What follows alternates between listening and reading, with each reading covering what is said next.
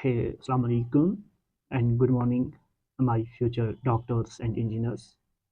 I hope कि आप सब अच्छे से होंगे। तो वेलकम बैक टू कैमफाउंड। तो आज हमारा लेक्चर नंबर 2 है इलेक्ट्रोकेमिस्ट्री का।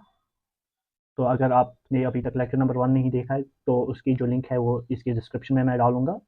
तो आई रिकमेंड यू कि आप पहला वो वाला लेक्चर देख लीजिएगा, उसके बाद आप लेक्चर नंबर 2 पे आ जाएगा ताकि एक कनेक्टिविटी बनी रहे। तो आज हम स्टार्ट करने जा रहे हैं इलेक्ट्रोकेमिस्ट्री का लेक्चर नंबर 2। तो अगर आपने अभी तक सब्सक्राइब नहीं किया है तो आप सब्सक्राइब कीजिएगा और लाइक किया करिएगा, और जितने भी आपके फ्रेंड्स हैं उनके साथ ये जो लिंक है वीडियोस की वो शेयर कीजिएगा। एंड अगर आपको कोई भी डाउट होगा तो आप मुझे टेलीग्राम पे, यहाँ पे मैं इस डिस्क्रिप्शन में टेलीग्राम की लिंक भी दूंगा, तो आप मुझे टेलीग्राम पे कनेक्ट कर सकते हो, वहाँ पे आप क्वेश्चन पूछ सकते हो। तो हम स्टार्ट करते हैं। पहले हम कल का थोड़ा सा रिकैप देखेंगे कि कल हमने क्या क्या पढ़ा था। तो कल हमने ये देखा कि इंट्रोडक्शन में हमने देखा था कि इलेक्ट्रोकेमिस्ट्री क्या होती है। तो इलेक्ट्रोकेमिस्ट्री में हम क्या पढ़ने जा रहे हैं, इलेक्ट्रोकेमिकल सेल क्या होती है, और हम किस तरह से इलेक्ट्रोकेमिकल सेल वगैरह वो हमने वहाँ पे देखा था। वहाँ पे हमने इलेक्ट्रोलाइटिक सेल भी देखा था, इलेक्ट्रोकेमिकल सेल भी देखा था। उसके बाद हम आए थे कंडक्टर्स पे। तो कंडक्टर्स में हमने देखा था कि मेटालिक कंडक्टर क्या होता है और इलेक्ट्रोलाइटिक कंडक्टर्स क्या होते हैं। उसके बाद हमने देखा था कि वो कौन से फैक्टर्स होते हैं, फैक्टर्स अफेक्टिंग इलेक्ट्रोलाइटिक कंडक्टर्स, कि हम अगर हम टेम्परेचर इंक्रीज़ करेंगे, अगर हम कंसंट्रेशन इंक्रीज़ करेंगे, अगर साइज़ इंक्रीज़ हो जाएगा, तो वो सब हमने वहाँ पे देखा था। तो तभी मैं आपको बोल रहा हूँ कि अगर आपने अभी लेक्चर नंबर 1 नहीं देखा है तो आप पहले वो वाला लेक्चर देख लीजिएगा, उसके बाद आप यहाँ पे आ जाएगा।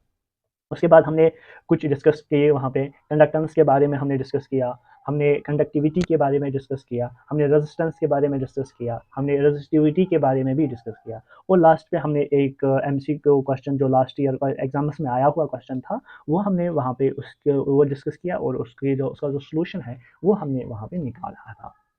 तो ये था हमारा रिकैप, जो लास्ट वाला लेक्चर था उसकी कुछ क्विक हमने रिवीजन किया उसका। तो अब हम स्टार्ट करने जा रहे हैं जो आज का लेक्चर है। तो आज के लेक्चर में हम क्या क्या स्टार्ट करने जा रहे हैं, तो आप हमारे साथ बने रहिएगा। तो पहले हम देखेंगे कि इक्विवेलेंट कंडक्टिविटी क्या होती है। इक्विवेलेंट कंडक्टिविटी बहुत ज़्यादा इंपॉर्टेंट टॉपिक ये है, यहाँ से आपके एग्जाम में एमसीक्यू बनते ही बनते हैं। देन हम देखेंगे मोलर कंडक्टिविटी। उसके बाद हम देखेंगे variation of molar conductivity with concentration. अगर हम कंसंट्रेशन को चेंज करेंगे तो मोलर कंडक्टिविटी पे क्या इफेक्ट पड़ेगा, मोलर कंडक्टिविटी पे क्या इफेक्ट पड़ेगा वो हम यहाँ पे देखने जा रहे हैं। देन हम लास्ट में जो आज का जो हमारा लास्ट टॉपिक है वो हम देखेंगे कोलोरास्कस लॉ। यहाँ पे हम देखेंगे लिमिटिंग मोलर कंडक्टिविटी या molar conductivity eight infinite dilution. वो हम देखेंगे बोथ स्ट्रॉन्ग इलेक्ट्रोलाइट्स के लिए हम देखेंगे और वीक इलेक्ट्रोलाइट्स के लिए भी हम देखेंगे। तो आप ये लेक्चर पूरा देख लीजिएगा ताकि आपका जो कन्फ्यूजन है अभी तक, अगर आपने यहाँ तक पढ़ा है तो कोई कन्फ्यूजन रहा होगा आपको इन टॉपिक्स में वो आपको क्लियर हो जाएगा। या अगर आप न्यू हो, अभी अभी आप स्टार्ट करने जा रहे हो, आप अभी 12th में हो, तो आप इसको आराम से देख लीजिएगा। जो जो मैं यहाँ पे बोलूँगा आप बस उन्हीं की प्रैक्टिस कीजिएगा, और मैं खाली उन्हीं टॉपिक्स पे अभी यहाँ पे फोकस कर रहा हूँ जो आपके नीट JEE और CUET में पूछे गए हैं। तो जो अभी वो मिसलिनियस टॉपिक्स होते हैं चैप्टर के साथ उनको हम ज़्यादा डिस्कस नहीं करेंगे। तो हम जो इक्विवेलेंट कंडक्टेंस है उसको हम स्टार्ट करने जा रहे हैं। अब इक्विवेलेंट कंडक्टेंस क्या है, आप हमें से बने रहेगा तो आप आराम से इसको सीखिएगा। तो इक्विवेलेंट कंडक्टेंस क्या है, जब मैं कोई भी सॉल्यूशन यहाँ पे बनाऊंगा, अगर मैं कोई भी सॉल्यूशन यहाँ पे बनाऊंगा तो सॉल्यूशन में आपको पता है हमारे पास सॉल्यूट होता है और सॉल्वेंट होता है। यहाँ पे हम मुझे सॉल्यूट लेना है कोई भी इलेक्ट्रोलाइट, तो यहाँ पे मैं डिसॉल्व करूंगा इलेक्ट्रोलाइट्स को, डिसॉल्व करूंगा इनको इलेक्ट्रोलाइट्स को कितना मुझे डिसॉल्व करना है इलेक्ट्रोलाइट, 1 ग्राम इक्विवेलेंट। तो ये जो मेरे पास ये सॉल्यूशन बनेगा ये 1 ग्राम इक्विवेलेंट सॉल्यूशन बनेगा, 1 ग्राम इक्विवेलेंट सॉल्यूशन बनेगा। तो जो कंडक्टेंस इस 1 ग्राम इक्विवेलेंट की होगी, जो कंडक्टेंस इस 1 ग्राम इक्विवेलेंट की होगी, उस कंडक्टेंस, अब इसकी जो ये जो मैंने अभी इसमें इलेक्ट्रोलाइट्स डिसॉल्व किए हैं, कल हमने देखा ये जो इलेक्ट्रोलाइट्स है जब हम इनको डिसॉल्व करते हैं ये देखते हैं आयंस। तो ये हमें यहाँ पे आयन्स देते हैं। अब आयन्स कैटाइन हो सकता है या एनाइन हो सकता है या बोथ हो सकते हैं। तो ये मुझे आयन्स देंगे और इन आयन्स की वजह से वहाँ पे कंडक्टेंस होगी। क्या होगी? कंडक्टेंस होगी। कंडक्टेंस होगी, क्योंकि मैंने यहाँ पे 1 ग्राम इक्विवेलेंट डिसॉल्व किया है, उसका सॉल्यूशन बनाया या 1 ग्राम इक्विवेलेंट सॉल्यूशन बनाया है, तो वहाँ पे जो आयन्स बनेंगे उन आयन्स की हेल्प से वहाँ पे कंडक्टेंस होगी। तो उस कंडक्टेंस को जब मैंने सॉल्यूशन 1 ग्राम इक्विवेलेंट बनाया है या 1 ग्राम इक्विवेलेंट मैंने इलेक्ट्रोलाइट को डिसॉल्व किया है, तो उस टाइम जो कंडक्टेंस होगी उस कंडक्टेंस को हम नाम देते हैं इक्विवेलेंट कंडक्टेंस। तो उसको हम बोलते हैं, उसको हम क्या बोलते हैं? Equivalent conductance. तो अगर मैं इसकी डेफिनेशन यहाँ पे लिखूंगा, अभी तक ये जो जनरल है कि हमने किस तरह से सीखा, जब हम 1 ग्राम इक्विवेलेंट सॉल्यूशन बनाएंगे या 1 ग्राम इक्विवेलेंट सॉल्वेंट या इलेक्ट्रोलाइट हम डिसॉल्व करेंगे किसी भी सॉल्यूशन में, तो वहाँ पे इलेक्ट्रोलाइट्स वहाँ पे हमें आयन्स देंगे, आयन्स की हेल्प से वहाँ पे कंडक्टेंस होगी या वो कंडक्टर बनेगा या कंडक्टेंस हम बोल सकते हैं। तो उस कंडक्टेंस को हम क्या नाम देते हैं? उसको हम बोलते हैं इक्विवेलेंट कंडक्टेंस। क्या नाम देते हैं? Equivalent conductance. तो अगर मैं यहाँ पे इक्विवेलेंट कंडक्टेंस को यहाँ पे इसकी जो डेफिनेशन है वो लिखूंगा, equivalent conductance of an electrolyte is defined as the conductance of solution containing 1 gram equivalent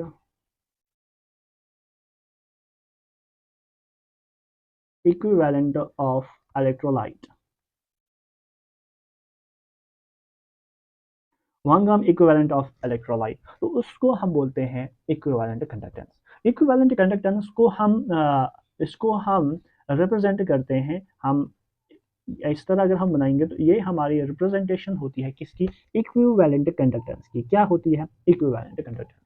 तो हमने यहाँ पे ये देखा, जब भी हम 1 ग्राम इक्विवेलेंट डिसॉल्व करेंगे किसी भी वी वॉल्यूम में, अब वो वॉल्यूम कोई भी हो सकता है, वो 100 ml भी हो सकता है, वो 500 ml भी हो सकता है, वो 1000 ml भी हो सकता है। तो जब हम 1 ग्राम इक्विवेलेंट डिसॉल्व करेंगे अपने वी एम एल सोल्यूशन में, उसकी कंडक्टेंस अगर हम मेजर करेंगे, उस कंडक्टेंस को हम नाम देते हैं इक्विवेलेंट कंडक्टेंस। इसको हम रिप्रेजेंट करते हैं, ये हम उल्टा वी लगाते हैं और इक्विवेलेंट कंडक्टेंस इसके साथ ही हम लिखते हैं, या डेल्टा, या इसको हम लैम्डा भी बोलते हैं।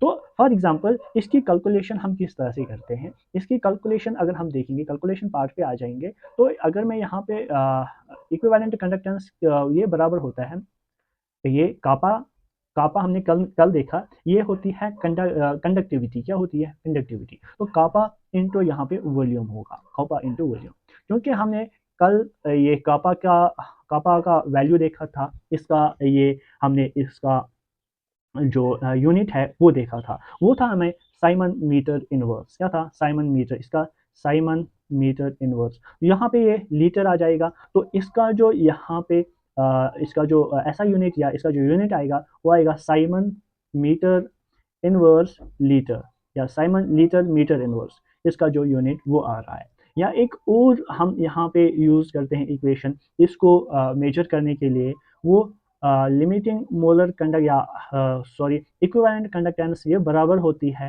कापा into 1000 divide by normality. Normality. तो इससे भी हम इक्विवेलेंट कंडक्टेंस को भी मेजर कर सकते हैं। तो हमने यहाँ पे देखा कि या हम इक्वेशन 1 से इसको मेजर कर सकते हैं या हम इसको इक्वेशन 2 से मेजर कर सकते हैं। तो यहाँ पे इसका जो यूनिट बनेगा वो बनेगा साइमन सेंटीमीटर इनवर्स या मीटर इनवर्स एंड इक्विवेलेंट, क्योंकि नॉर्मलिटी का जो यूनिट हो वो इक्विवेलेंट होता है, इक्विवेलेंट इनवर्स होगा यहाँ पे। तो हमने यहाँ पे इक्विवेलेंट कंडक्टेंस के बारे में ये देखा और इसकी इक्वेशंस देखी कि हम इसको किस तरह से कैलकुलेट कर सकते हैं। अब फॉर एग्जांपल मैं डिफरेंट सॉल्यूशंस बना रहा हूँ, तो मैंने यहाँ पे डिफरेंट सॉल्यूशन बनाए। फॉर एग्जांपल मैंने 1 ग्राम इक्विवेलेंट 1 ग्राम इक्विवेलेंट मैंने डिसॉल्व किया है 100 ml में, और 1 ग्राम इक्विवेलेंट मैंने डिसॉल्व किया है मैंने 500 ml में। मतलब मैंने यहाँ पे डिफरेंट सॉल्यूशंस ले लिए। या फॉर एग्जांपल यहाँ पे मैंने कोई ए कंपाउंड लिया तो यहाँ पे मैंने बी कंपाउंड लिया। अब दोनों को मैंने डिसॉल्व किया या दोनों को मैंने 100 ml में डिसॉल्व किया।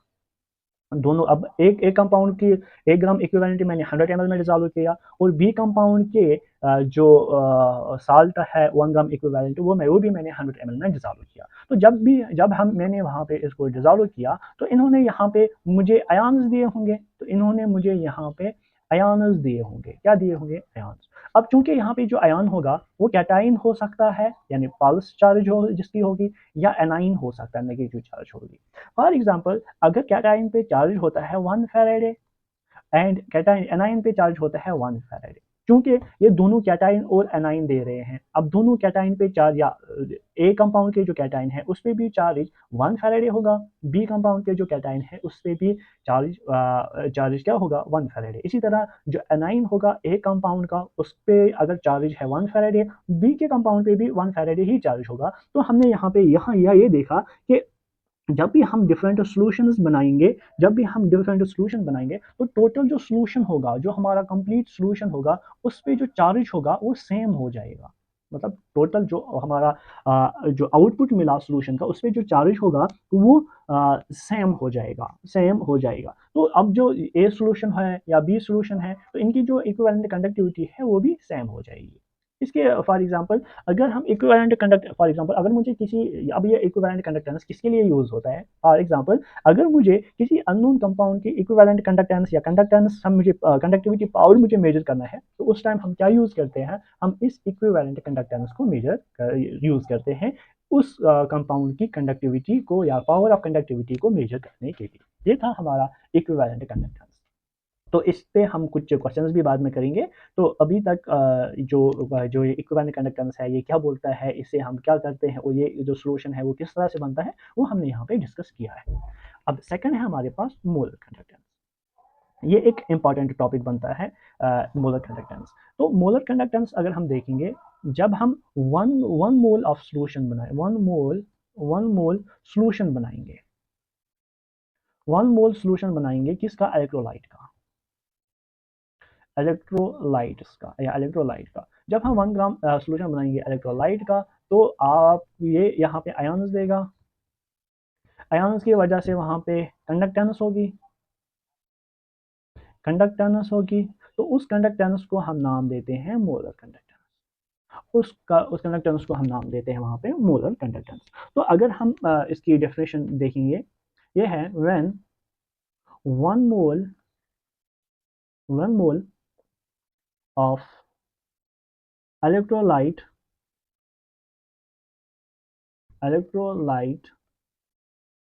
solution is made, and the conductance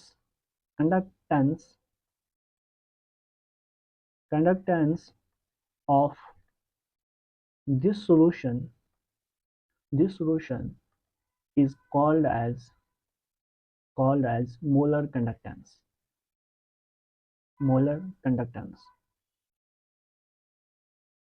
इसको हम नाम देते हैं मोलर कंडक्टेंस। इसको हम रिप्रेजेंट करते हैं वही डेल्टा और इसके नीचे m। ये होता है मोलर कंडक्टेंस की रिप्रेजेंटेशन। तो मोलर कंडक्टेंस इसकी जो कैलकुलेशन है वो हम इक्वेशन से करते हैं। ये इक्वेशंस हम डिराइव भी करते हैं, बट यहाँ पे हम डिराइव नहीं करेंगे क्योंकि हमारा टाइम ज़्यादा जाएगा। तो हम यहाँ पे सीधा वही लिखेंगे जिनसे हमारा जो एग्जाम है, जो जिनसे हमारे क्वेश्चन बनते हैं। तो मोलर कंडक्टेंस ये बराबर होता है कापा इंटू 1000 अपॉन मोलारिटी। तो ये इससे हम मेजर कर सकते हैं मोलर कंडक्टेंस। तो यहाँ ये यूज़ होगा हमारे मोलर कंडक्टेंस। तो अगर आप यहाँ पे इसकी जो यूनिट है वो लिखोगे, वो बनेगा साइमन सेंटीमीटर इनवर्स। कापा की जो ये ऐसा यूनिट है जो हमने कल देखा, साइमन सेंटीमीटर इनवर्स। और यहाँ पे ये जो कापा है साइमन सेंटीमीटर इनवर्स, और इसकी मोल इनवर्स, तो इसकी बनेगी मोल इनवर्स। तो ये इसकी यूनिट यहाँ पे बन रही है। तो हमने मोलर कंडक्टेंस में ये देखा, जब हम वन मोल सॉल्यूशन बनाएंगे इलेक्ट्रोलाइट का, उनकी जो कंडक्टेंस वहाँ पे उस 1 मोलर सॉल्यूशन की होगी, उसको हम बोलते हैं मोलर कंडक्टेंस। तो ये था हमारे मोलर कंडक्टेंस के बारे में। अब हम देखेंगे कि variation of molar conductance with concentration, हमारा जो मोलर कंडक्टेंस है वो किस तरह से वैरी करेगा या चेंज हो जाएगा जब हम कंसंट्रेशन को चेंज करेंगे, तो हमने अभी तक ये देखा कि जो बोथ कंडक्टेंस होगी, both conductance and molar conductance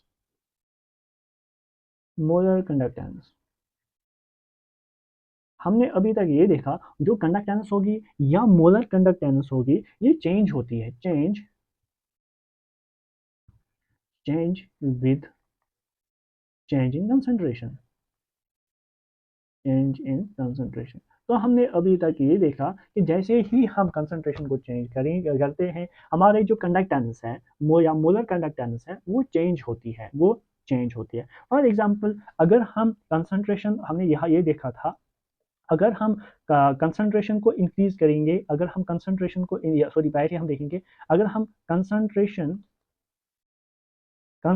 को डिक्रीज करेंगे, जो मोलर का जो कंडक्टिविटी होगी इलेक्ट्रोलाइट्स की,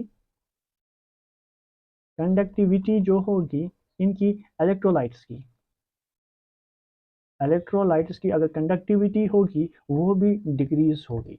क्यों ये डिक्रीज होती है? क्योंकि यहाँ पे ये जो अगर हम देखेंगे आयन्स पर यूनिट वॉल्यूम वो डिक्रीज होते हैं, बिकॉज यहाँ पे लिखता भी हूँ, because ions per unit volume मैं यहाँ पे पर यूनिट वॉल्यूम वो डिक्रीज होते हैं। आयन्स पर यूनिट वॉल्यूम जो होते हैं वो यानी आयन्स किसी पर्टिकुलर वॉल्यूम में वो यहाँ पे डिक्रीज होते हैं, इसकी वजह से जो यहाँ पे कंडक्टिविटी है वो डिक्रीज होती है। तो हमने यहाँ तक ये देखा कि जब हम कंसंट्रेशन को डिक्रीज करेंगे तो हमारी जो कंडक्टिविटी है ये इलेक्ट्रोलाइट्स की वो भी डिक्रीज होती है। अब ये क्यों डिक्रीज होती है? क्योंकि वहाँ पे आयन्स पर यूनिट वॉल्यूम है वो डिक्रीज होते हैं। अब ये जो कंडक्टिविटी है हमारी किसी भी इलेक्ट्रोलाइट की ये डिपेंड करते हैं किसी फैक्टर्स पे, या जो कंडक्टिविटी है इलेक्ट्रोलाइट की ये किन थोड़ी चीज़ों पे या किन चीज़ों पे ये डिपेंड करती है, तो वो हम देखेंगे। तो हम देखेंगे मोलर कंडक्टिविटी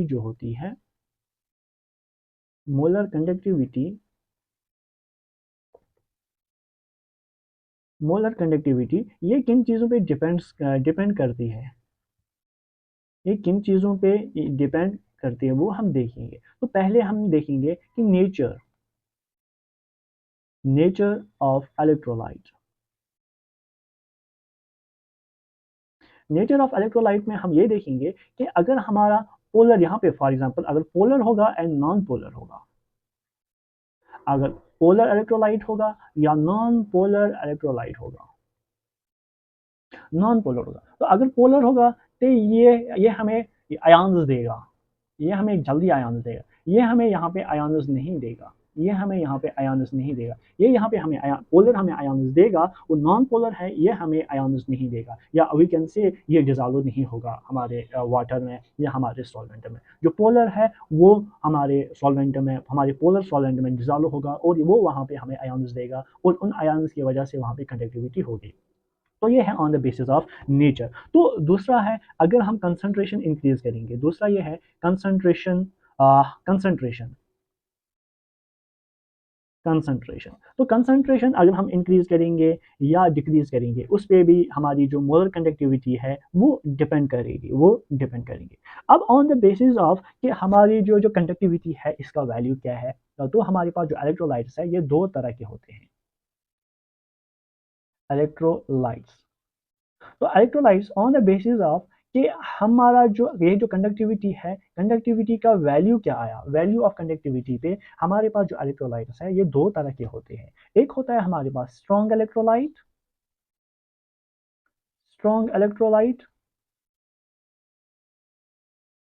एंड हमारे पास होता है वीक इलेक्ट्रोलाइट।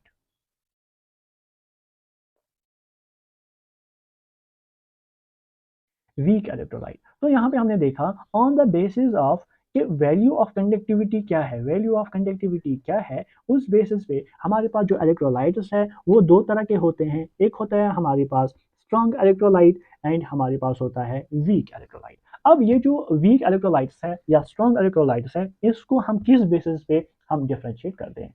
फॉर एग्जांपल अगर मैंने मैंने कोई 100 ml सॉल्यूशन लिया है, 100 ml मैंने यहाँ पे सॉल्यूशन बनाया है।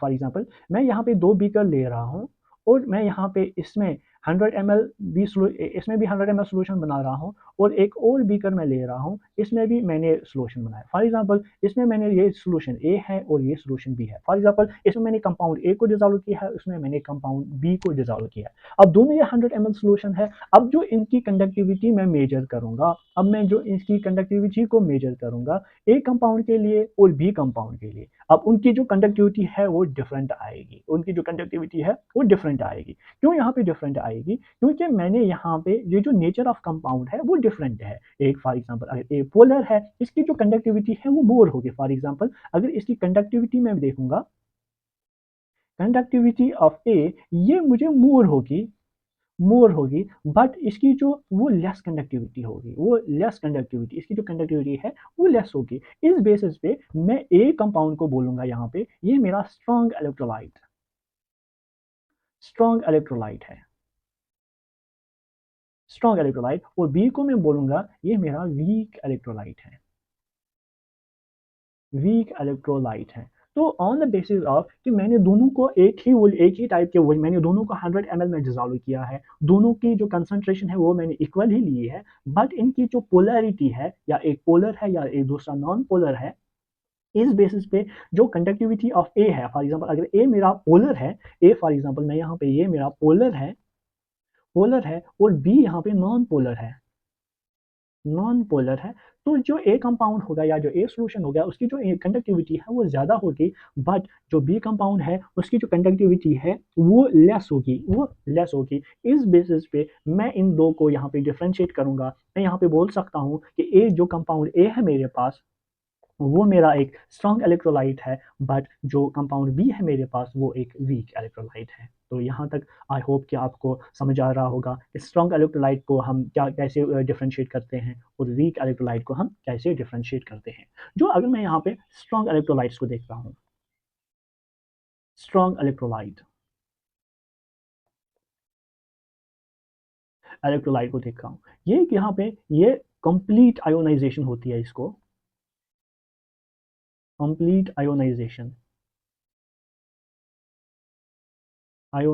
completely ionized in all volumes। ये कंप्लीट आयोनाइज होता है किसी भी वॉल्यूम में, वॉल्यूम, और हम यहाँ पे लिख सकते हैं कंसंट्रेशन और कंसंट्रेशन। तो ये कंप्लीटली आयोनाइज होता है किसी भी कंसंट्रेशन पे या किसी भी वॉल्यूम में। अगर हम वीक इलेक्ट्रोलाइट को देखेंगे, इलेक्ट्रोलाइट्स को अगर हम देखेंगे, यहाँ पे होती है पार्शियल आयोनाइज्ड या partial ionization at high concentration, high concentration. जब हम कंसंट्रेशन इंक्रीज करते हैं, ये जो वीक इलेक्ट्रोलाइट है ये पार्शियली ही आयोनाइज होता है। फॉर एग्जांपल अगर मैं वीक इलेक्ट्रोलाइट को लेस कंसंट्रेशन पे मैं इसको डिसॉल्व कर रहा हूँ, तो ये उस टाइम डिसॉल्व हो जाएगा, ये उसको उस टाइम हमें ये आयन्स देगा, बट विद द टाइम या with the increase in the concentration इसकी जो कंडक्टिविटी है वो डिक्रीज होगी। क्यों वहाँ पे डिक्रीज होगी? क्योंकि यह कंप्लीटली आयोनाइजेशन नहीं दिखाता है, ये कंप्लीटली आयोनाइज्ड नहीं होता है, ये कंप्लीटली हमें वहाँ पे आयन्स नहीं देता है। इस वजह से इसकी जो ये कंसंट्रेशन है वो डिक्रीज होगी, वो वहाँ पे इसकी डिक्रीज होगी। तो हमने यहाँ पे क्या देखा, स्ट्रॉन्ग इलेक्ट्रोलाइट्स को अगर हम देखेंगे, स्ट्रॉन्ग इलेक्ट्रोलाइट्स में हमने देखा कि जब हम कंसंट्रेशन को इंक्रीज करते हैं या कंसंट्रेशन को जब हम इंक्रीज करते हैं उसकी जो कंडक्टिविटी है वो भी इंक्रीज होती है, वो भी कंसंट्रेशन, या अगर हम यहाँ पे देखेंगे डिक्रीज हम देखेंगे, तो कंसंट्रेशन को अगर हम डिक्रीज करते हैं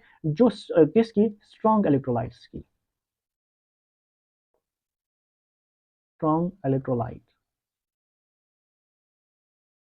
अगर हम कंसंट्रेशन स्ट्रॉन्ग इलेक्ट्रोलाइट्स की डिक्रीज करेंगे, उसकी वहाँ पे बहुत ज़्यादा है, बहुत कम वहाँ पे जो इंक्रीज हमें दिखेगा किसकी, उसकी मोलर कंडक्टेंस में। तो यहाँ पे मार्जिनल इंक्रीज होगा,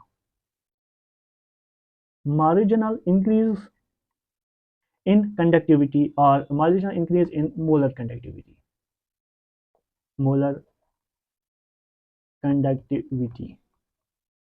और हम इसको रिप्रेजेंट कर सकते हैं मोलर कंडक्टिविटी को इस तरह से, मोलर कंडक्टिविटी। वहाँ पे जब हम कंसंट्रेशन डिक्रीज करेंगे तो वहाँ पे जो स्ट्रॉन्ग इलेक्ट्रोलाइट है वो वहाँ पे एक मार्जिनल इंक्रीज दिखाए, मतलब बहुत कम वहाँ पे इंक्रीज होगा किसमें, मोलर कंडक्टिविटी में। बट अगर हम कंसंट्रेशन डिक्रीज करेंगे वीक इलेक्ट्रोलाइट्स की, यह आपको अभी अगर जब मैं इसका ग्राफ बनाऊंगा तो आपको यहाँ पे इसका एक आइडिया मिलेगा। जब हम कंसंट्रेशन डिक्रीज करेंगे किसका, वीक इलेक्ट्रोलाइट्स का, वीक इलेक्ट्रोलाइट्स का, तो यहाँ पे स्टीप इंक्रीज होता है, यहाँ पे स्टीप या एब्रप्टली चेंज होता है यहाँ पे, या एब्सेंटली यहाँ पे इंक्रीज होता है किसमें, मोलर कंडक्टेंस में। मोलर कंडक्टेंस में यहाँ पे एब्रप्टली इंक्रीज होता है, क्या होता है यहाँ पे, एब्रप्टली इंक्रीज होता है। फॉर एग्जांपल अगर मैं यहाँ पे molar conductance of strong electrolytes के लिए ग्राफ बनाऊंगा, तो इसका जो ग्राफ होता है वो होता है between molar conductance, between molar conductance on y-axis and root of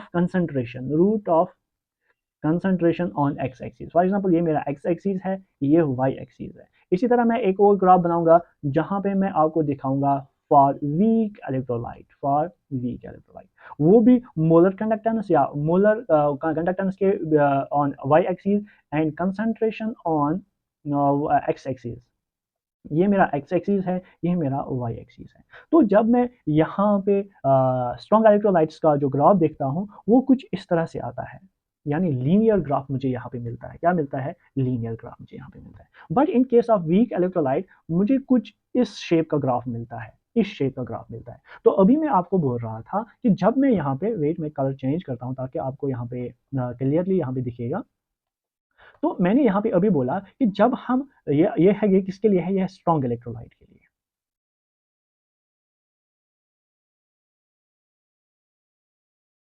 यह स्ट्रॉन्ग, यह है वीक, वीक इलेक्ट्रोलाइट्स के लिए। तो स्ट्रॉन्ग में मैंने अभी बोला आपको, जब हम इसकी कंसंट्रेशन कम करेंगे, फॉर एग्जांपल मैंने इसकी कंसंट्रेशन कम की तो यहाँ पे एक बहुत कम चेंज दिख रहा है मुझे, बहुत ज़्यादा कम चेंज दिख रहा है किसमें, कंडक्टेंस में। तो अगर मैं इसकी कंडक्टेंस यहाँ पे मैं देखूंगा और यहाँ पे देखूंगा तो यहाँ पे बहुत ज़्यादा जो मोलर कंडक्टेंस में वो कम चेंज आई है। For example in case of week electrolyte, तो अगर मैं इसकी कंसंट्रेशन यहाँ पे देखूंगा और इसकी कंसंट्रेशन यहाँ पे देखूंगा, तो आप यहाँ पे देख रहे होंगे कि यहाँ पे जो कंसंट्रेशन कम करने में जो वीक इलेक्ट्रोलाइट है इसकी जो ये मोलर कंडक्टेंस है वो कितनी ज़्यादा इंक्रीज होती है, वो कितनी ज़्यादा इंक्रीज होती है, ये आपको यहाँ पे क्लियरली दिख रहा होगा। अब यहाँ पे जो लैम्डा एम है ये वेरी करता है, हम यहाँ पे ये बोलेंगे स्ट्रॉन्ग इलेक्ट्रोलाइट के साथ ये लीनियरली वेरी कर रहा है, बट ये लीनियरली वेरी नहीं कर रहा है किसके साथ, वीक इलेक्ट्रोलाइट्स के साथ। किसके साथ, वीक इलेक्ट्रोलाइट्स के साथ। अब फॉर एग्जांपल मैं यही ग्राफ आपको दिखाऊंगा। मैं यहाँ पे, मुझे यहाँ पे एक स्लाइड और चाहिए, तो मैं यहाँ पे इंटर, तो मुझे कुछ स्लाइड्स चाहिए यहाँ पे, आप वेट कीजिएगा। तो ये यहाँ पे डिलीट, तो इसको भी यहाँ पे डिलीट करेंगे। Wait a minute.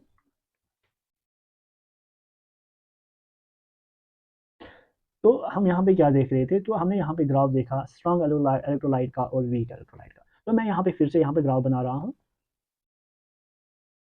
ये है for weak electrolyte and strong electrolyte. तो एक्स एक्सिस पे हम रखते हैं रूट ऑफ कंसंट्रेशन, तो वाई एक्सिस पे हम रखते हैं molar conductance.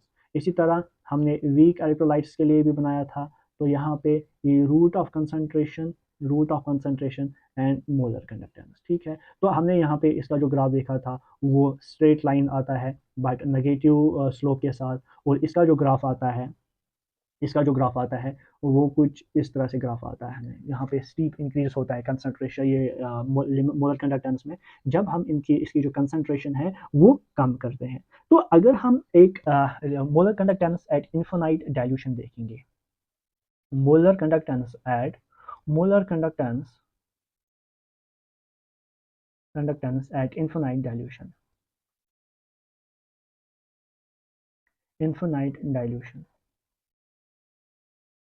Molar conductance at infinite dilution अगर हम देखेंगे तो उसको हम रिप्रेजेंट करते हैं, molar conductance at infinite dilution उसको हम रिप्रेजेंट करते हैं इसके साथ, या इस तरह से हम बनाएंगे, या हम उसको रिप्रेजेंट करते हैं मोलर कंडक्टेंस ऊपर इन्फिनिटी का ये सिंबल। तो ये है limiting molar conductance at infinite dilution, इसको हम नाम देते हैं limiting molar conductance,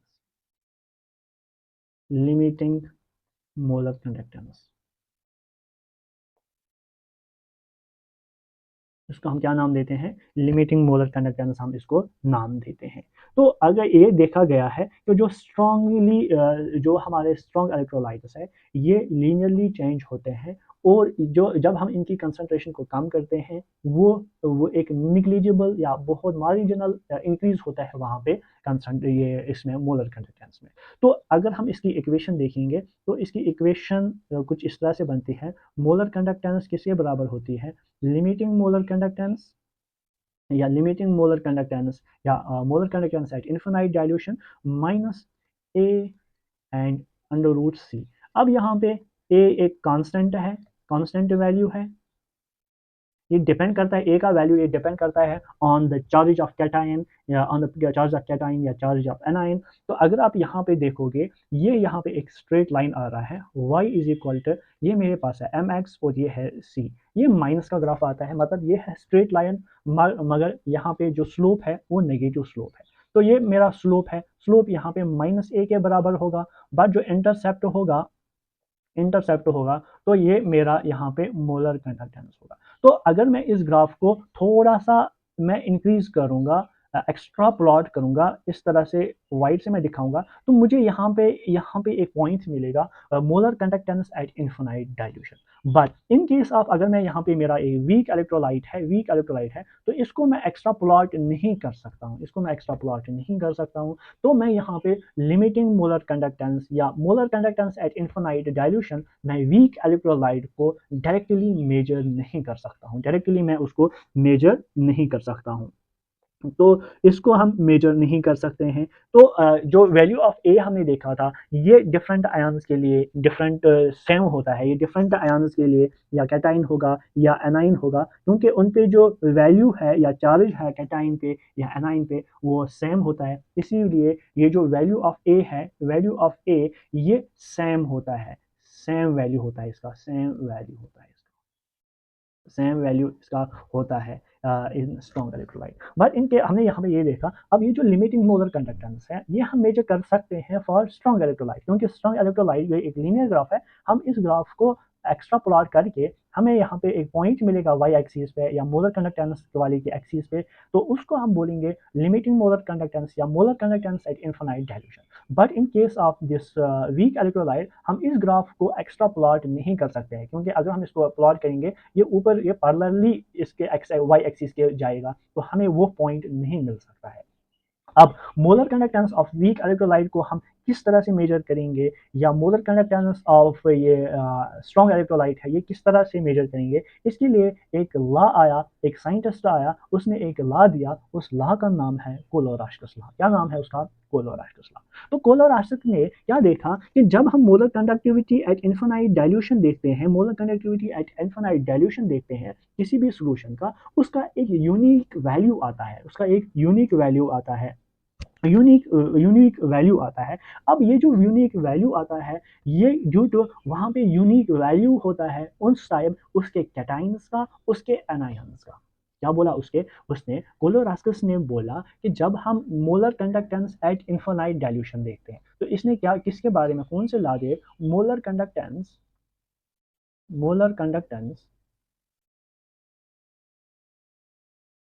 at infinite dilution,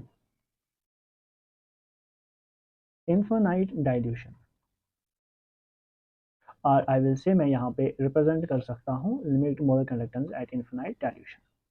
तो इसने ये बोला कि जब भी molar conductance at infinite dilution होगा, उस टाइम जो कैटाइन होगा या एनाइन होगा, उनकी उनका एक यूनिक वैल्यू होता है। उसने बोला कि उनका एक यूनिक वैल्यू होता है। तो पहला पॉइंट क्या था उसका कि कंडक्टिविटी या चार्ज, हम यहाँ पे cation and anion, or I will say ions have unique charge unique charge at infinite dilution।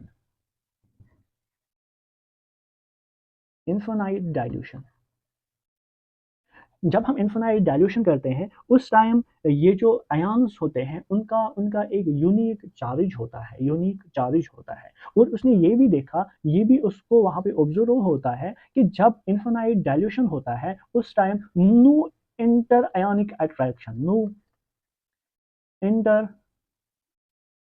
Ionic interaction.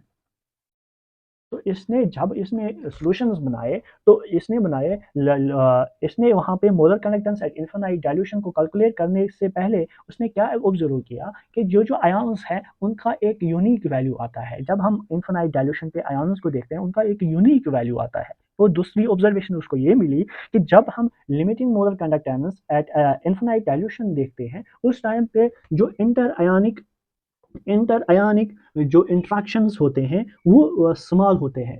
अगर नो, हम यहाँ पे नो इंटर आयनिक एट्रैक्शन, या हम बोलते हैं स्मॉल इंटर आयनिक इंट्रैक्शंस वहाँ पे होते हैं। तो इस बेसिस पे ये जो कोलोरास्क है, इसने ला दिया law of molar conductance at infinite dilution. तो इसने बोला कि एट इन्फिनाइट डाइल्यूशन जो लिमिटिंग मोलर कंडक्टेंस होगी किसी भी सॉल्यूशन की, लिमिटिंग मोलर कंडक्टेंस होगी किसी भी सॉल्यूशन की, वो डिपेंड करेगी कि मेरे पास कितने नंबर ऑफ कैटाइन है, उसकी मोलर कंडक्टेंस, मैंने molar conductance of cation and molar conductance and number of, मेरे पास कितने आयन्स हैं, और उनकी molar conductance, limiting molar conductance. तो इसने ये ला दिया कि जब भी हम इन्फिनाइट डाइल्यूशन करते हैं, उस टाइम पे जो मोलर कंडक्टेंस होगी सॉल्यूशन की, वो डिपेंड करेगी कि मेरे सॉल्यूशन में कितने नंबर ऑफ कैटाइन हैं, और मेरे सॉल्यूशन में कितने नंबर ऑफ कैटाइन हैं और उनकी molar conductance, and number of A9 कितने हैं और उनकी मोलर कंडक्टेंस को सम करके मुझे उस सॉल्यूशन की मोलर कंडक्टेंस मिलेगी। तो उसने बोला, उसने यहाँ पे बोला कि हम कितने, या number of cation molar conductance अगर मुझे सॉल्यूशन की निकालनी होगी, वहाँ पे नंबर ऑफ कैटाइन कितने हो गए, मतलब नंबर ऑफ कैटाइन्स का limiting molar conductance plus number of anions की लिमिटिंग मोलर कंडक्टेंस। उसने इसको बोला कि यहाँ से हम मेजर कर सकते हैं कि मोलर कंडक्टेंस ऑफ सॉल्यूशन। अब यहाँ पे ये जो वैल्यूज है, इनको हम देखते हैं ये क्या क्या वैल्यू आता है हमारे पास। पहला हमारे पास है, ये है मोलर कंडक्टेंस ऑफ सॉल्यूशन, या sorry limiting molar conductance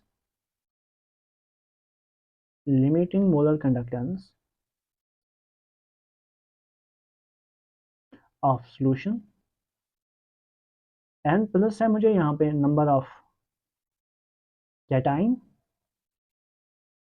N minus है मुझे यहाँ पे नंबर ऑफ एनाइन। ये है limiting molar conductance of cation, limiting molar conductance of cation, और लिमिटिंग मोलर कंडक्टेंस है ये किनकी, एनायंस की, limiting limiting molar conductance of anion. तो ये वो इक्वेशन है जिनसे हम मेजर कर सकते हैं कि हम मेरा जो सॉल्यूशन है उसकी मोलर कंडक्टेंस हम मेजर कर सकते हैं। फॉर एग्जांपल, मेरे पास एक मैं यहाँ पे एक इलेक्ट्रोलाइट लेता हूँ, कैल्शियम क्लोराइड। तो अगर मुझे इसकी मोलर कंडक्टेंस मेजर करनी है, फॉर एग्जांपल अगर मोलर कंडक्टेंस दी है मुझे, मोलर कंडक्टेंस ऑफ सी ए की है मुझे Ca2 प्लस इसकी मोलर कंडक्टेंस है, और Cl नेगेटिव की है, यहाँ पे मैं Ca2 प्लस लिखता हूँ ताकि डिफ्रेंशिएट होगा, और Cl नेगेटिव की है। ये मुझे फॉर एग्जांपल ये कुछ वैल्यूज है यहाँ पे, मुझे इनकी मोलर कंडक्टेंस, कैटायंस और एनायंस की मोलर कंडक्टेंस, अगर मुझे इस सॉल्यूशन का मोलर कंडक्टेंस निकालना होगा, वो मैं निकाल सकता हूँ, मैं लिमिटिंग मोलर कंडक्टेंस निकाल सकता हूँ कि सॉल्यूशन के Cl2 के लिए वो बराबर होगा कि नंबर ऑफ कैटायंस कितने हैं, नंबर ऑफ कैटायंस कितने, अब यहाँ पे कैल्शियम कितने हैं, यहाँ पे 1 है, तो मैं यहाँ पे 1 वैल्यू लिखता हूँ। अगर इसकी कैल्शियम की लिमिटिंग मोलर कंडक्टेंस का वैल्यू अगर ये है, तो मैं इसकी मोलर कंडक्टेंस Ca2 प्लस लिखता हूँ, प्लस अब नंबर ऑफ एनायंस कितने हैं मेरे पास 2, तो मैं यहाँ पे 2 लिखता हूँ। अगर इनके मोलर कंडक्टेंस का वैल्यू ये है, तो मैं यहाँ पे इनका मोलर कंडक्टेंस का वैल्यू लिखता हूँ। फॉर एग्जाम्पल अगर इसका वैल्यू वहाँ पे दिया होगा, तो मैं इस कैल्शियम क्लोराइड के लिए मोलर कंडक्टेंस यहाँ पे मेजर कर सकता हूँ, मेजर कर सकता हूँ। तो हमने यहाँ पे ये देखा कि हम यहाँ पे आराम से जो मोलर कंडक्टेंस है स्ट्रॉन्ग इलेक्ट्रोलाइट के, हमने यहाँ पे देखा कि जो स्ट्रॉन्ग इलेक्ट्रोलाइट्स है, स्ट्रॉन्ग इलेक्ट्रोलाइट्स के लिए हम यहाँ पे मोलर कंडक्टेंस यहाँ पे मेजर कर सकते हैं by extra plotting, but weak electrolytes के लिए हम यहाँ पे मेजर नहीं कर सकते। तो ये था हमारे स्ट्रॉन्ग इलेक्ट्रोलाइट के लिए, but we can't measure it for the weak electrolyte. तो डायरेक्टली, तो यहाँ पे हम, मैं यहाँ पे लिखता हूँ directly we can't measure limiting molar conductance for weak electrolyte, weak electrolyte।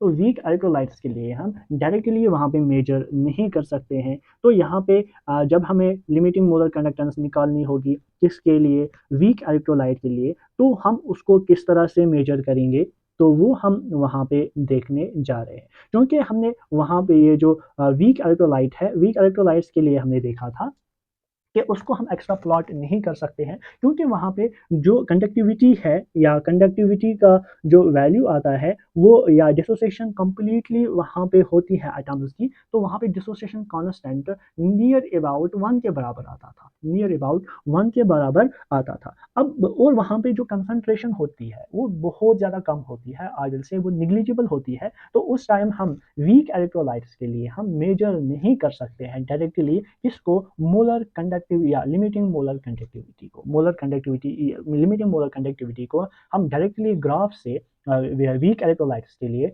Major नहीं कर सकते हैं, क्योंकि उस टाइम जो वहाँ पे जो कंसंट्रेशन होती है, कंसंट्रेशन जो होती है वो बहुत ज़्यादा लो होती है, बहुत ज़्यादा लो होती है, बहुत ज़्यादा लो होती है। बट उस लो कंसंट्रेशन पे हम उसकी मोलर कंडक्टेंस को मेजर नहीं कर सकते हैं, या हमने ये भी देखा था हम उसको डायरेक्टली एक्स्ट्रा प्लॉट करके हम वहाँ से वीक इलेक्ट्रोलाइट्स के लिए हम लिमिटिंग मोलर कंडक्टेंस को मेजर नहीं कर सकते हैं। तो उसके लिए अब हम उसको इस तरह से मेजर करेंगे, तो हम वहाँ पे फॉर एग्जाम्पल अगर हमारे पास मोलर कंडक्टेंस, अगर उनका वैल्यू वहाँ पे दिया है, अगर हमें कैटायंस का वैल्यू दिया है, हमें एनायंस का वैल्यू दिया है, तो हम डायरेक्टली उसको मेजर कर सकते हैं, हम डायरेक्टली उसको मेजर कर सकते हैं। तो इसलिए तो यहाँ पे ये जो कोलोरासक है, कोलोरासक ने यहाँ पे दिया है, दिया है law of independent migration of ions. इसने यहाँ पे एक और लॉ दिया है, या लॉ नंबर 2 जो था वो ये था, law of migration of independent independent law of migration of law of independent migration of ion, law of migration, तो मैं यहाँ पे इसको चेंज करता हूँ, law of independent migration of ions, law of independent migration of ions, migration of ions. तो ये इसका लॉ नंबर 2 था। पहला क्या था, लॉ ऑफ इन्फिनाइट या limiting molar conductance at infinite dilution, वो फर्स्ट लॉ था। दूसरा लॉ इसका ये था, law of independent migration of ion, कि हम जो वीक इलेक्ट्रोलाइट्स के लिए इसने ये ला दिया था, तो इसने ये बोला कि अगर हमारे पास कोई भी वीक इलेक्ट्रोलाइट है, अगर उनका वैल्यू डायरेक्टली हमें दिया है या हमें मालूम है उनका वैल्यू, तो हम उसको डायरेक्टली मेजर कर सकते हैं। फॉर एग्जाम्पल हमने यहाँ पे मेजर करके हमें मालूम है कि मोलर कंडक्टेंस हम निकाल सकते हैं किसी भी इलेक्ट्रोलाइट के, नंबर ऑफ कैटाइंस और molar conductance of cation plus number of A9 and limiting molar conductance of anion. तो इस इक्वेशन से हम उसको मेजर कर सकते हैं जब हमें उनका वैल्यू दिया है। अब फॉर एग्जांपल अगर हमें वहां पे कोई अननोन सॉल्ट दिया है, कोई अननोन सॉल्ट, तो कैलकुलेशन फॉर, मैं यहाँ पे लिखता हूँ calculation of limiting molar conductance for we unknown weak electrolyte. तो यहाँ पे अगर नून है, नून को हम डायरेक्टली उनका वैल्यू इस वाले इक्वेशन, फॉर एग्जांपल इसको मैं इक्वेशन ए बोलता हूँ, तो इस इक्वेशन ए में उसको हम डायरेक्टली पुट करके हम उसकी मोलर कंडक्टेंस सॉल्यूशन की निकाल सकते हैं। बट अब अगर हम यहाँ पे देखेंगे कि अगर मुझे मोलर कंडक्टेंस किसी अननोन वीक इलेक्ट्रोलाइट के लिए निकालना होगा तो उसके लिए हमें 2 स्टेप्स की नीड है। तो स्टेप 1 क्या है या और स्टेप 2 क्या है? तो स्टेप 1, मैं कलर चेंज करता हूँ। स्टेप 1 क्या है? जो स्टेप 1 है, मुझे यहाँ पे सेलेक्ट करने हैं 3 strong electrolytes. Select 3 strong electrolytes. तो मुझे यहाँ पे 3 स्ट्रॉन्ग इलेक्ट्रोलाइट्स लाइट्स चूज करने हैं ताकि उनका सम और उनकी सब्ट्रैक्शन, सम या सब्ट्रैक्शन करने से सम या डिफरेंस से या सब्ट्रैक्शन करने से मुझे select three strong electrolytes, sum and the subtraction of the molar conductance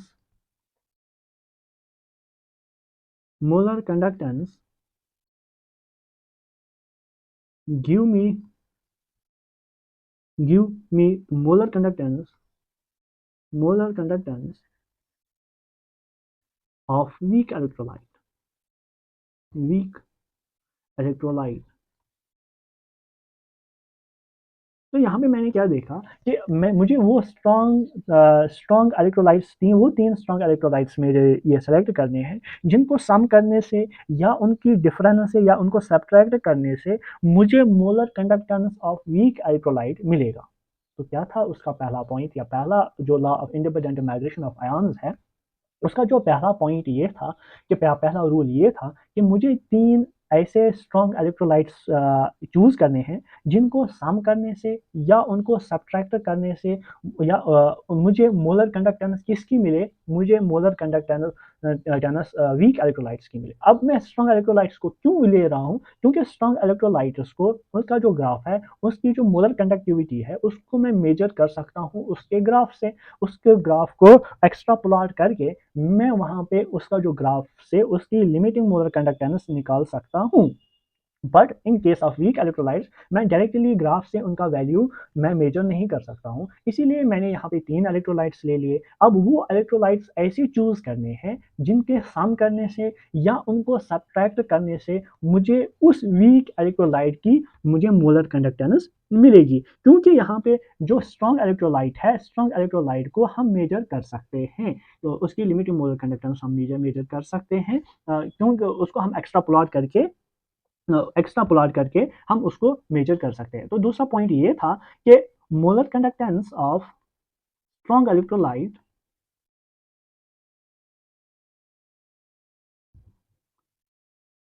can be measured from the graph.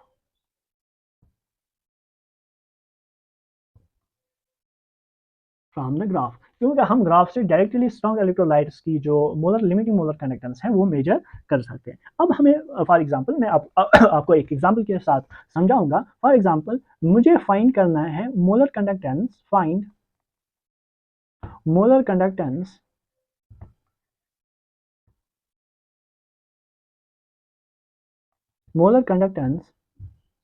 of weak electrolyte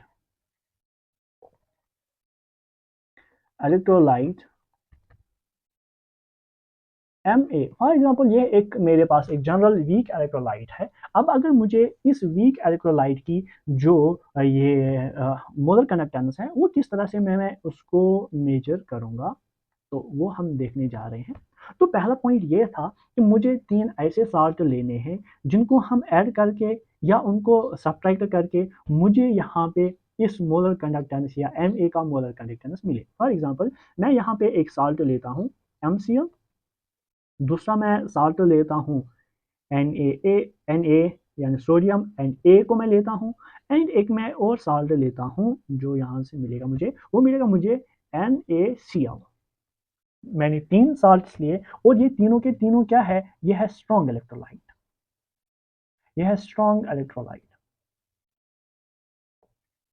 strong electrolyte. अब इनको मैं ऐड करके या इनको मैं सब्ट्रैक्ट करके मैं यहाँ पे जो मोलर कंडक्टेंस है इस वीक इलेक्ट्रोलाइट की मेजर कर सकता हूँ, क्योंकि इसको मैं इसके ग्राफ को मैं एक्स्ट्रापोलेट करके मैं इनकी जो मोलर कंडक्टेंस है वो मेजर कर सकता हूँ। क्योंकि अगर मुझे मोलर कंडक्टेंस किसके लिए निकालना है, Ma के लिए, तो अगर मुझे मोलर कंडक्टेंस ऑफ एम या limiting molar conductance M A होगा, वो किसके बराबर होगा, क्योंकि यहाँ पे एन का वैल्यू 1 है, यहाँ पे भी एन का वैल्यू 1 है, तो मैं यहाँ पे एन का वैल्यू नहीं लिखता हूँ। तो ये मिलेगा मुझे molar conductance, molar conductance of M plus limiting molar conductance of A. तो यहाँ से जब अगर मुझे इनका वैल्यू मिलेगा तो मैं यहाँ से मैं इसका वैल्यू निकाल सकता हूँ। फॉर एग्जांपल अगर मैं अपना पहला साल्ट है मेरे पास, अगर मैं इसकी मोलर कंडक्टेंस या लिमिटिंग मोलर कंडक्टेंस निकालूंगा Cl की, वो बराबर होगी limiting molar conductance of M positive, M positive plus limiting molar conductance of Cl negative, MCl के लिए। एंड मैं लिमिटिंग मोलर कंडक्टेंस यहाँ पे निकाल सकता हूँ, लिमिटिंग मोलर कंडक्टेंस किसके लिए, Na के लिए, वो बराबर होगी limiting molar conductance of Na positive plus limiting molar conductance of A negative. And यहाँ पे मैं limiting molar conductance of NaCl के लिए निकाल सकता हूँ, ये बनेगा मुझे limiting molar conductance of Na